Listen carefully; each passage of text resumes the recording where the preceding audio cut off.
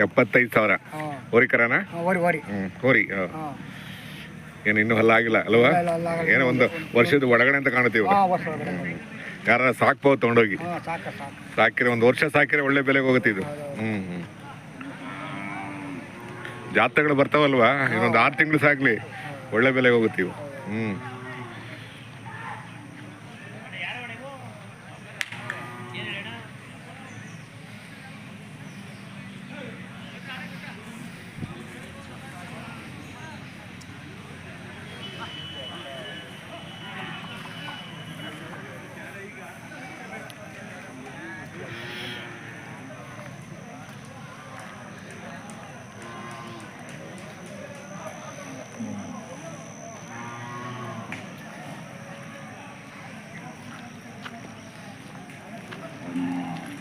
ಗೌಡ್ರ ನಿಮ್ಮವ ಏನು ಬೆಲೆ ಕಟ್ಟಿದ್ದೀರಾ?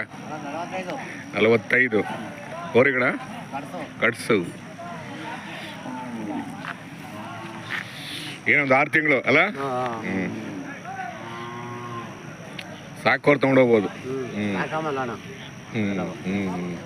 ಚೆನ್ನಾಗಿದ್ದಾವೆ.